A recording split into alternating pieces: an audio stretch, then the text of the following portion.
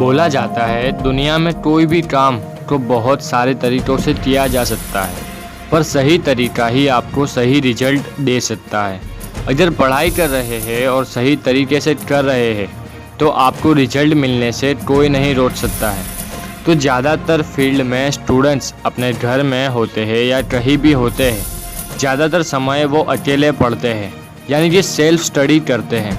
तो आज हम बात करेंगे कि सेल्फ स्टडी कैसे करें ताकि एक स्टूडेंट को सही से इसका रिजल्ट मिल पाए। सेल्फ स्टडी का मतलब होता है अकेले में पढ़ाई करना। कई फील्ड में अकेले में पढ़ाई करना बहुत फ़ायदेमंद होता है, ग्रुप स्टडी के अलावा। वैसे ग्रुप स्टडी सही होती है, पर इसमें कैसे भी करके कुछ समय बाद डिस्टर्ब हो जाता है। सेल्फ स्टडी में आपको मौका मिलता है अकेले में पढ़ाई करने का, तो आपको वहाँ कोई भी डिस्टर्ब करने के लिए नहीं होता है, जिस वजह से आपको पढ़ाई में ध्यान लगा रहता है और आप बहुत कुछ याद भी रख पाते हैं। तो हेलो हाय नमस्कार दोस्तों, एक बार फिर से स्वागत है आप सभी का राज सपोर्ट चैनल पर। तो आज बात करेंगे कि सेल्फ स्टडी कर टॉपर कैसे बने, अच्छा रिजल्ट कैसे लाएं। तो चलिए शुरू करते हैं। तो नंबर 1, टाइम मैनेजमेंट कीजिए।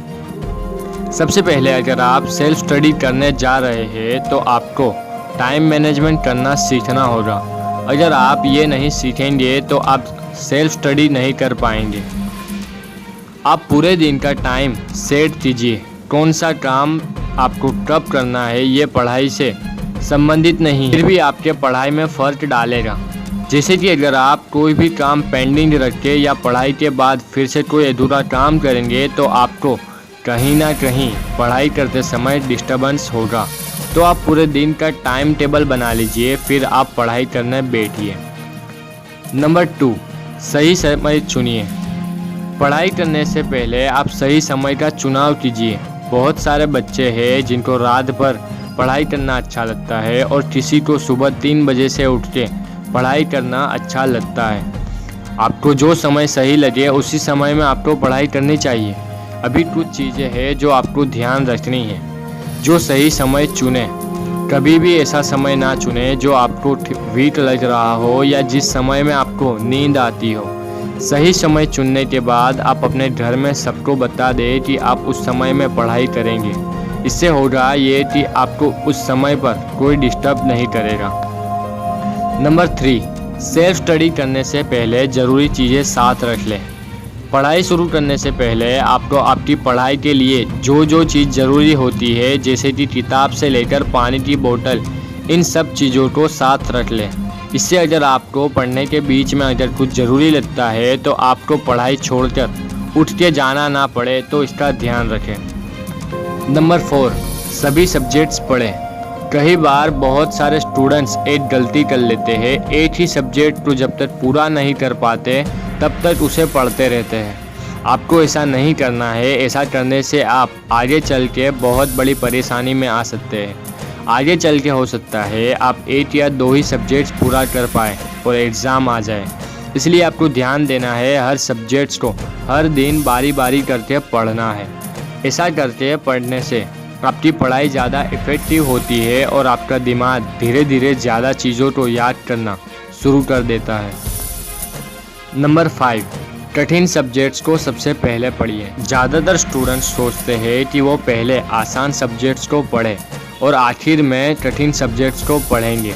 ऐसा सोच के जो पढ़ाई करते हैं कहीं ना कहीं वो आगे चल के उन कठिन सब्जेक्ट्स को पढ़ ही नहीं पाते हैं, क्योंकि तब ये हर सब्जेक्ट्स में कठिन ही चैप्टर होते हैं। तो आपको शुरुआत से ही कठिन सब्जेक्ट्स को सबसे पहले पढ़ना होगा और आखिर में आसान सब्जेक्ट्स को आप बड़ी ही आसानी से पूरा कर पाएंगे।